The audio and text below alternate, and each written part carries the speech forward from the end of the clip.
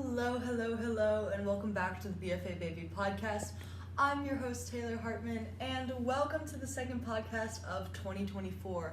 I did want to pop in and kind of talk to you about the episode today before we get into the meat of it. This episode will be talking about body image in dance, food, exercise, all that kind of stuff, and if this isn't the episode for you, totally feel free to skip it. Do what is best for your mental health, and yeah, I just kind of wanted to pop in and preface that before we get super deep listening. If, I won't be going into any specific behaviors or weights or whatever, but if this isn't the episode that you need to hear right now or tune into, totally fine, skip along, I will see you in the next episode. But if you are along on this journey with me, welcome to the episode. A little bit heavier today, but it's kind of been like, I have a list of things I want to talk about in my notes on my phone, and this has been like top of the list. This has been top of the list for a while, and it was like the first thing that came to me when I was planning this podcast. I was like, this podcast, I started this podcast with, I want to be the voice for someone who was like me when I was, growing up in dance, when I was in high school transitioning to college. My family didn't really know what was going on. They didn't really know what I was trying to do. And I looked, I've talked about it in the cold open for the season, but I talked to, I just relied so much on what other people had done and said, and I didn't really have a voice of reason because there was no one I could really be like, hey, I'm feeling this way, I'm not feeling this way, and I kind of, if I can just shed some light on some stuff that you may face, you may feel, validate that as an experience as a dancer, then if I can validate that for one person that's feeling it and doesn't really have people around them that can relate and connect, I would definitely hope that this episode is that. But yeah, so let's kind of hop right into it. I'm gonna be real, this is like one of the only episodes I haven't really planned out. I just kind of sat down and started talking, so we'll see where this one goes. But yeah, feel free if you want to jump off the train at any time. This episode might be a little heavy, might be a little tough. I don't quite know where we're gonna go, not for real. But yeah, so we're just gonna kind of start talking. I think, there's always... Sorry, like I said last week, we need to make a cut down of all the times I'm yawning on the podcast, like for real. Like, what are we doing?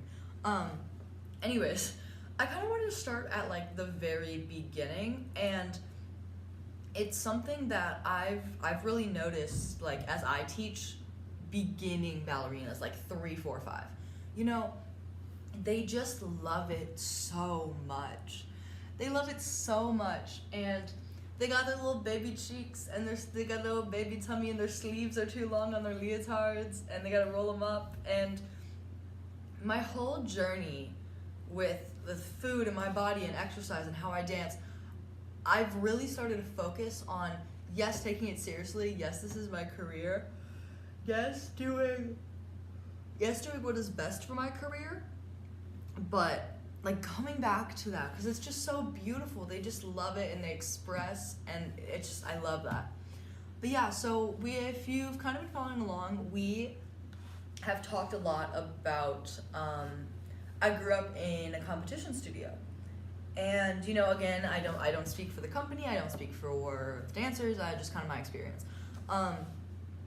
There's the image that everyone has. If you're like, oh, ballerina, you're gonna pick an image in your brain, and if you ask most people, okay, Dad, stop yawning, I'm so sorry. If you can't tell, it is really, really gloomy outside. It's been kind of gross all day, but yeah, you're gonna, if you say ballerina, most people are gonna imagine a stick, skinny white girl with, like, her hair up in a bun and a pink tutu. And not to say that that's incorrect, because that's what, you know, the media portrays a lot about ballet, but we're seeing so much more diversity and, oh my goodness, we are seeing much more diversity in body shape, in skin tone, in the way muscles look, in hair texture even. And it's like, ballerina is such a widely racing term, but even when I was younger still, it was very much still just the skinny white girl, and that's what you wanted to be. You wanted to be stick skinny. And I have a really vivid memory of being in a rehearsal, and there was a girl that was in my rehearsal with me. Literally could not stop yawning. Oh my god. There was a girl that was in rehearsal with me, and in passing, our rehearsal director was like, oh, did your mom get you started on that diet? Like, what? We were kids. I remember being like, huh? And, you know, did your mom get you started on that diet? And she was like, yeah. And I, you know, that was kind of my only expression with that person specifically, so I have no idea, like, what all of this entailed. And, you know, it's just kind of, that was kind of my first moment that was like, whoa, like, it really wasn't, like, that was crazy. And, there was another time where so we had this, like, trip planned to go to Six Flags St. Louis. I'm from St. Louis, if you don't know. So we had this family trip planned. We were going to go to Six Flags St. Louis, and it was, like, planned, and there was, like, this talk at the studio that I didn't go to. And it was all just kind of vague, and it was like, you know, if you're on the comp team, if you're in the company, go to this talk. And we were all like, okay. But we had this adventure planned with my family. So we were like, we're not gonna go. You'll be fine. I was like 7. Like, you'll be fine. It's not that deep. And from what I found afterwards, it was a nutrition talk, and not in the kind of way that a nutrition talk is, hey, all foods can fit in moderation, but it is important as an athlete to think about what you're putting into your body. You know, like a good nutrition talk, which we'll get back to nutrition talks as we jump down the timeline. But, you know, it was very much like these foods are good, these foods are bad, like tying inherent moral value to food. And that is something that I think the arts overarching, not even just in dance, overarching performance is tying your worth, tying not just your worth, but like emotional worth, good, bad, moral value to food, wherein like all foods fit, again, like I said, in moderation. Obviously, just be mindful of what you're putting into your body. Like, for example, we're having a pizza party tonight to celebrate getting our couch back in our apartment, and like, I'm gonna film an audition tomorrow. Okay, I'm gonna have pizza tonight, but you know, we're gonna offset it. We're gonna have some fruit, drink some water, you know, just celebrate. Food is celebratory, and when I was a kid, there was totally not that message. And in the world that I'm in now, in the college dance world, kind of jumping ahead, in the college dance world that I'm in, I'm gonna drink and then my audio stopped. But I forgot we didn't have a drink on the podcast. Tart cherry juice with apple juice added in it is our drink for the day. But yeah, anyways, so, you know, in the college dance world that I'm in, there's a big conversation on, let me back up, not even a big conversation, but just like a saying that's like, if you have a really hard dance, like, oh, this dance will eat your lunch. And, you know, we used it a lot when doing a dance called Sun Target last season. Crazy, like 8-minute piece, super high energy, super just everything on 100. And it was like, okay, Sun Target will eat your lunch. Like, prepare to eat before, prepare to eat after. Fuel your body and refuel your body as you need it, because this dance is a fucking beast, okay? Like, that was really the energy, and that, like, changed such a big outlook for me. Is like, you have to replenish your body as it's going. And I think with that, it's really just knowing what your body needs and what your body is taking in as it's dancing. Obviously, you can dance on anything. You can dance on an empty stomach if you want. I mean, knock on wood, but I'm partial to that, and I made it a goal this year not to be, especially for my morning classes. Like, I had like a 9 a.m. jazz class last semester, and it was always just, I would go work out, I would drink a coffee, I'd go work out, and I'd go to dance, and I'd eat after. And it really wasn't for any particular reason. It was just kind of what I had always done and I had always adopted, you know. I had become less and less of a breakfast person as I came to college, you know. For the sake of prioritizing my sleep, which if you listened to our 2024 episode, you would know that, you know, I'm really prioritizing my sleep this year. I always am, but sleep is such a big part of your recovery, for your body, and it's really important that, you know, you're getting enough sleep to support all the work that you're doing. And so with that, when I had all 8 a.m.s my very first semester, like, breakfast just wasn't an option. I would just drink a coffee and go, which, like, you know, is fine, but I would realize just how my dancing felt, like how weak my dancing felt. And if I had time one morning to go get breakfast or something, kind of whatever, or I would eat right before class, you know, if something came up or whatever, I was like, oh, I feel supported, I feel energized, and it's like, yeah, no shit. Like, it's just kind of an interesting thing is the topic of that'll eat your lunch, and how instead of being that something that you strive for, like, this rehearsal's gonna eat your lunch, and then you're just gonna wait till dinner.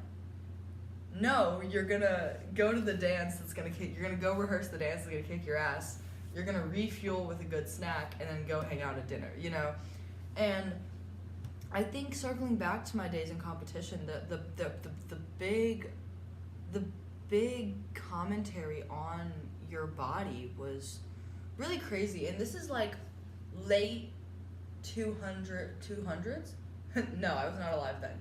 This is late 2000s all the way through most of the 2010s and about the first half of the 2010s. And there was just so much less of a conversation about the judges critiquing children's dancing, which, like, that's a thing. We compete, that's what happens.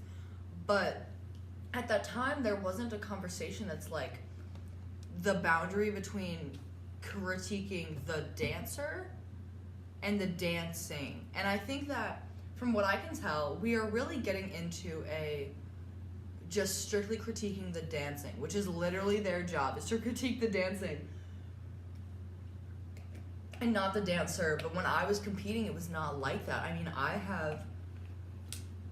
have memories of watching back those tapes and being like, you walk on stage and the judge is like, you know, hi, I'm Taylor from O'Fallon, welcome to the stage, act number 212. And you walk on stage and immediately they're like, I wouldn't wear that skirt with that body type, and like stuff like that. It's like, it's more than just being like, oh, if you extend all the way through the backs of your knees, your legs will look elongated. Like, that's a technique aesthetic thing. But there was like always full-on comments about like how our bodies looked. And around the time that I was phasing out of competing and going strictly to my ballet training, but I was like, it was kind of like 1 foot in, 1 foot out, I started going to summer intensive auditions. And I remember we had written feedback one year, and there was a note that said, you won't get to Broadway with legs like that. And that really shook me. I was like, oh, okay, so we're still doing this. Like, they were commenting on our bodies when we were kids, and now that we're a little bit older, we're still doing this? Okay, cool. And that was kind of my very first moment that I was like, oh, okay, interesting. And I feel like that really shifted my brain into like taking in all the information that I had been given. I was in a really toxic environment with a really toxic outlook on food and your bodies and what you should look like to be on stage. And then all of a sudden, it happened to me like outside of that talk. Like I was kind of realizing like, oh, we are not safe here. This is not a healthy environment. Did I have the words at the time to verbalize that? Not really, but in my heart, in my body, I think I was starting to feel that. And then, you know, I go out into the real world, this like outside audition, and it's like very blatantly happening to me, and it's like, whoa, okay. And I think that was the first time that my outlook was like, I should do something about this. And should I have? No, I was a child. Like, your body is your body, and you know, you're working hard and you're doing so much, and your body's gonna react how it should, and how it realistically and healthily should. And I think this is a really good time to bring up the older kid, teen, young adult ballet dramas that were kind of circulating at this time. Not even just ballet dramas, but like show dramas, you know. I think when I was growing up, there was Dance Academy, we had Glee, we had, there was another one, we had The Next Step, but I was never really into that. But I kind of want to talk about Dance Academy and Glee mostly in this segment, and I'm literally just rambling, but in Dance Academy, there's a really big point of Abigail, her character, and her throes of an eating disorder. And, you know, you see her throwing food away, you see her lying about what she's eating, you see her getting dizzy, and she like collapses. It's like that classic like collapses in rehearsal type moment. And, you know, that was kind of like one of those things in media that was really pushing that stereotype that is just not real. Like, that's just not what happens in real life. And I mean, like, it does. Let me back that up. Let me rephrase this. That kind of stuff does happen in real life when you're in a bad situation like that, you know, but it's not every single ballerina. You know, it was really pushing that stereotype that, like, all ballerinas are, like, doing what they did in the 1900s, and all ballerinas are, like, eating cotton balls, you know what I mean? And I remember that being something that I was like, I saw it happening. It's a plot in the show, you know, it kind of fades out through a couple episodes, and like, you know, I saw that happening, and it was like, whoa, okay, like look out for that. Like, look out for that in myself, look out for that in my friends. And it was a good educational moment, I think, but it was also like the very first time you really saw something like that. Like, everyone knows that the picture in their head of a ballerina is thin, but it's also just like whoa, like, okay, like, it can get really bad. And it was educational, but also it was like, you know, like, in the show, Abigail was the best. She was the best ballerina, always was. Going down the history of the show, she then becomes a star professional. And not that, again, like, we really don't know if we had the words to verbalize this, but there was a moment where it was like, is she the best because she has such sharp discipline in her food, in her workouts, in her training? Discipline is very important in the arts. I will not doubt it. I really thank ballet for the discipline that it gave me. However, if it crosses into that unhealthy boundary, that's where you really start having these problems. And, you know, I don't think I had the words for it, but there was always that ticking in the back of my mind that, like, is she the best because she has all these boundaries and rules that the other dancers don't have? You know, and I think having that media was like, ooh, okay, like, you kind of start thinking about it more. And then I kind of want to talk about Glee. And Glee came into my life when I was a little older, but I was still young, you know, and it's like in the middle somewhere. I think it's like season 3 or 4. And you meet Marley, she's a new student, and you see her struggle with an eating disorder herself. You know, and it was like one of those things at the sleepover that trope at the sleepover, like, the popular girls are like, oh, just throw up.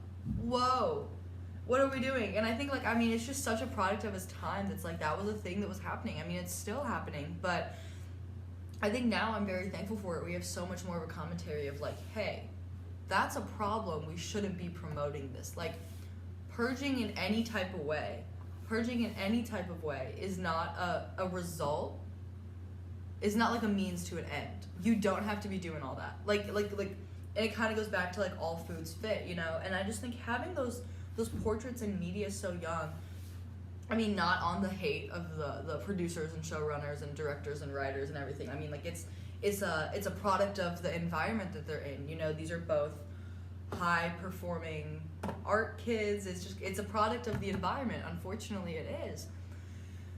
And, you know, there was just that media coming in at you was just really something sharp and something strong, and it did kind of put the image in your brain of like, oh, okay, like those are what the talented ones are doing. Even if they're fictional, you know, you want to be the best girl. You know, you would do when you're a kid, and even if it's fictional, it's like, is that what they do?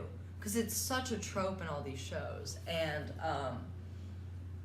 yeah, I think while we're on the topic of media, and I do delve into this, I have a whole episode about like dance portrayal in the media while we talk about this. I do want to shout out 2021's, I think it was 2021, Tiny Pretty Things on Netflix. I'm literally going to watch it tonight. Because I just had this itching to like watch it again. But Tiny Pretty Things on Netflix, Oren, played lovingly by Barton Copperwhite. Shout out Barton Copperwhite. Now in The Outsiders, the musical. So that's really sick. He plays a character named Oren who has his own struggles with eating and food and everything. And not only is that an appearance of male eating disorder struggles in the arts, specifically ballet. There we go. Shout out Tiny Pretty Things for that. But you also get the angle of, you know, you can see that, yes, he is talented, but you see the toll it takes on his dancing. It's hard for him to get through class. It's hard for him to get through a workout. He can't even get through like a photo shoot when they're just like posing and ending and posing and ending. And like there's so many other layers to it. You know, he sees himself on the monitor at the photo shoot, and it just fucking ruins it. And you see how he treats himself in the gym, how he treats himself in class, how he's like so stuck in this like top to bottom mirror on his door at his home. And I think that Tiny Pretty Things did a really good job of not only showing male representation in this, because it goes across all genders, you know. It's a product of the environment, unfortunately, and I think we are getting away from that. But you know, it shows it's not just like, oh, they collapsed once and then got help. It's like, this is a long-winded thing. This affects all aspects of your life, not even just when you're dancing, but when you're taking pictures, when you're working out, when you're hanging out with your friends. Like there's a scene somewhere in the show where they're all at lunch, and you can just tell he's like really stressed the fuck out. It's like eating in public is, for him and his story, was a really big thing, and you can just kind of like feel it, you know. And that was kind of a thing, and I think that was kind of like, I was older for Tiny Pretty Things, and I think I was able to look at it more objectively. Like, this is part of the story, this is a character, this is not what I have to do to be great, you know. And that was kind of that conversation when I was a kid with like Dance Academy and Glee. It's like, it's always the stars that this happens to in those old shows. And even like Center Stage, like Maureen, the girl with the bangs, she was like the best one and everyone wanted to be her, but she was like ruining her body, you know. And I think the conversation here comes with the general perception of the arts, you know. The idea that this happens all the time to every person. I mean, like, there was a time where I had like a sweatshirt on, like up for my ballet studio, and I was like I was driving, so I had to be like 16. I was 16 or 17. I had a sweater with my ballet company on it, and I was getting a sandwich to eat before class and rehearsal, and it was like a Subway type thing, you know, they're making your sandwich, and he was like, oh, do you want any dressing? And I was like, no, I'm good, thank you. And he looks at my sweater and he's like, oh, is Nutcracker coming up? Like the immediate, like, he had to have like had some kind of you know, but like the immediate reaction of like, you don't want dressing because you're not eating as much because you're going on stage soon. Like, that immediate jump was really jarring for me to hear, like, even for someone that's not even, like, in, like, that's not an environment you'd expect it in, you know, like, you're at a competition, you're at an audition, your dancing is getting looked at, you know, that's an environment you kind of wouldn't be as shocked to see it in. But then, like, in this environment, I'm a customer. I mean, like, no one else was there, it was just me in the store, but, like, what? Like, it was just so out of pocket, and I had to be like, oh, haha, just kind of, like, laugh it off. Like, what the fuck do you say to that? Like, I was so taken aback. And it didn't, circling back to, Sun Target, it really didn't take until I was in this fucking monster of a dance to be like, okay, I can't be doing my full day and rehearsing this piece. I can't be doing that with, like, nothing in my body. Like, I can't. Like, you have to plan it out. And as much as people can tell you that, as much as you can read about that, I have found with, you know, my friends and everything, is that it's, in, like, my experience, it doesn't click until it happens to you.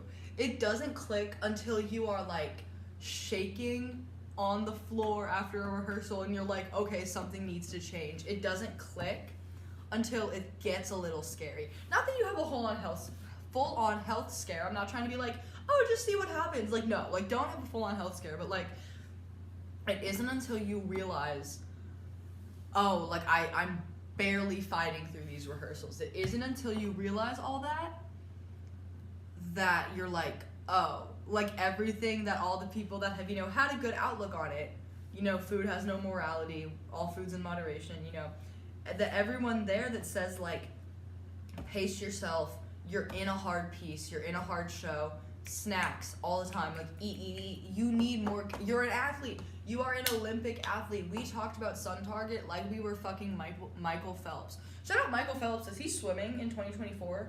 Someone put that in the show comments. Tell me if Michael Phelps is swimming at Paris 24. Anyways, but we were literally treating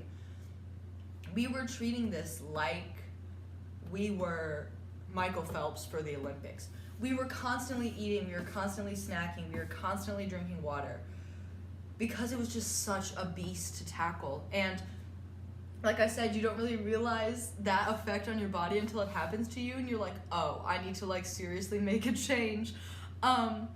Yeah, so Sun Target was a really big kind of pivot point. You know, I was really struggling during the learning and rehearsal process. There was kind of like a breakdown moment, and then I was like, okay, we need to, like, turn this shit around. And I think I've now come out stronger on the other side, and I really use my recovery and learning to not only further my career, but further my career as a teacher. You know, I don't ever want to be that teacher that's like, 10 years down the line, there's a dancer in a therapy office that's like, I had this teacher and she put all these whatever pressure standards on me, and I never want to be that for someone. And that's why I really promote when I teach is, like, dance is for everyone, dance is for every body, dance is for every look. If you have a body and you dance, you're a dancer. If you have a body and you do ballet, you're a ballerina, you know, type B. And yeah, and I kind of wanted to round out this episode. Sorry it's short. I really didn't plan it. I really didn't know where it was going. But yeah, so I kind of really wanted to round out this episode by talking about an experience that I had on my college campus recently. So we have a thing I think it's every fall semester. It was fall semester last year too. And basically we can go to all these different types of panels. And they're, like, throughout the day, and you can get class credit for them, like, for the day. And they're panels about mental health, they're panels about, you know, history, they're panels about, you know, like, there was, like, a yoga one, a massage one, like, take, like, self-care on your body, and it's like, fully specifically just directed towards theater and dance kids. And at one point, we had a really great conversation about consent in the workplace, like, in the art, in a rehearsal space. We had a really great panel on that. Really enjoyed going to that one. One of the days, I went to one about fueling as a performer. And like I talked about, you know, I'm kind of on the other side of this long-winded journey that maybe I'll delve into at some point, but whatever. I'm kind of on this long-winded journey, and I think I'm on like the better, we're on the up, and I was like, okay, I'm interested in food now in a way that is proactive, in a way that is healthy. I'm not interested in food in a way that is like all consuming to the mind. So I was really looking forward to going to this lecture and being like, okay, let's talk about it. Like, this is a working professional, this is a professor. Let's talk about, how, things she's learned about fueling her body, education she has about it, whatever. And I came to the lecture and really found that it was very much, it came back to that energy of like, these foods are bad, cut them out, only eat like this, only be doing things like this. And it just wasn't really realistic for who we were as college students, both financially, emotionally, socially. Like, it made a good point, yes, but like, it was just so very limiting to like the experience that, like, to the audience. We're all college students, it was very limiting. Some of us only have access to on-campus dining, like in dining halls, or if you live in a sorority house, that it's not up to you what you're eating, and even if you live in an apartment with a kitchen, you only have such a tight budget for groceries. And what this panel was kind of discussing was really unrealistic, and yes, probably is better for you, but like, it wasn't realistic, and it was putting a lot of pressure on things we should and shouldn't eat. Like, we should not eat this, we should not do that. Like, no, hard stop, no. And there was a lot of talk about like, that's this many calories, and that's this much like of your daily whatever. And like, yeah, that's a fact, but it's also like, it was just so loud. It was so loud. I fully left because I was like, this is not serving me. This is bringing me into one of those being like, oh my God, I ate before this. Should I have not? Because I'm not dancing as much today. Like, it was one of those like spirals, and it was like a minute or two left. I had a voice lesson to get to anyways, and I walked out. I was like, I have a voice lesson to go to, and I left a little early. It's time to have a voice lesson. And like, that stress and that pressure that was put on this panel, and I talked to other people that were at the panel, and we all kind of felt the same like type way about it. We were really, really like, oh my God, like gutted about it, because it felt like we had come so far, and so many of us have struggled in the realm of food. It felt like we had come so far, and then this was taking us like 6 steps back.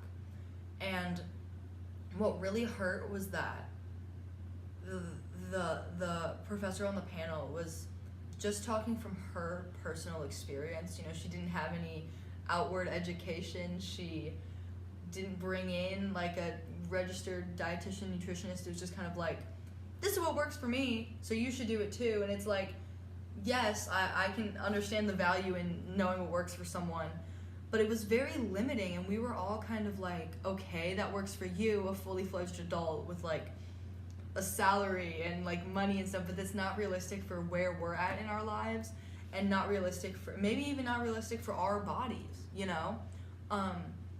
and that was just kind of a very jarring moment where I had to be like, okay, they said this, but that doesn't mean that it's to the core, like, end all be all.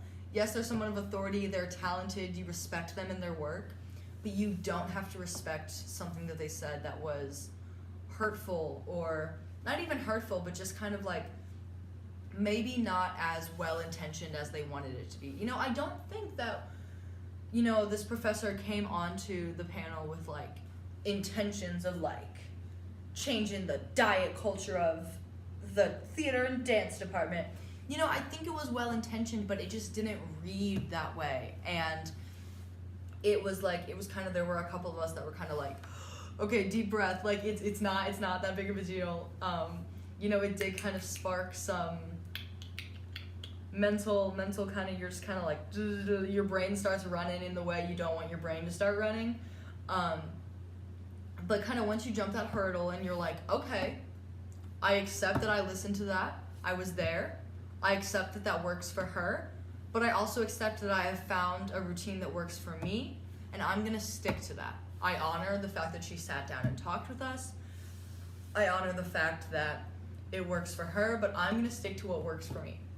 And maybe even like, if you even took a small thing away from it, that's great, you know, like you're learning. But the biggest thing was like acknowledging like, this is that school of thought, this is my school of thought. We can, as in your own person, as your own performer, figure out what works best for you.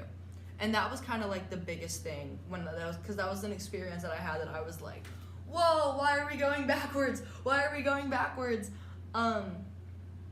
But yeah, so I'm really proud of being able to like step over that and being like, okay, yes, I acknowledge this, but I'm gonna keep doing what works for me, and we're just gonna see where we end up. And that went, you know, that was really great. And yeah, I don't think I have much more to say. I should have, I'm not talking about it now, I should have kind of scripted some bullet points out, but I do kind of want this to be a continuing conversation that we have on the pod.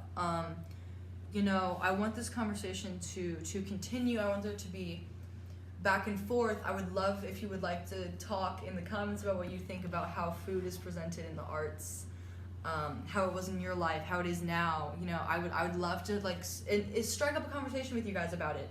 You know, this is something that is always changing, and not even changing as a whole, but it's so different person to person. And I would just really love to get your guys' feedback, you know, kind of learn from you guys. You can learn from me the way you listen to these episodes. And I just really wanted to shout out that this is a place for conversation. You can comment on the podcast, comment on the Instagram, send me a DM. You know, like this is an open window for conversation. And I would really like to keep that forward as we move into, you know, podcast episodes that are maybe a little more heavy. And I just really kind of wanted to shout that out. So, you know, there's this conversation outlets. I'm totally a conversation outlet. If you just kind of want to talk through, ask questions, tell me things, I'm all here for it. And I'm really excited to see where the rest of these episodes take us. Thank you for tuning in and listening. I know it's a bit of a heavy topic, but thank you for tuning in and listening. You can follow the podcast at BFA Baby Podcast on Instagram. There you can comment and DM, and we can talk about the podcast. You can also, please, you can recommend what you want to hear about on the podcast. Again, comments, DMs. One of my most recent posts is just like, what do you want to hear? Let me know. I'd be happy to talk about like anything you really want to. Not too much is off the table. But yeah, thanks for coming along on this slightly heavier episode with me. Thank you for listening. Please rate and review on Spotify, and I can't wait to see you in the next episode. Meredith and a kiss. Mwah.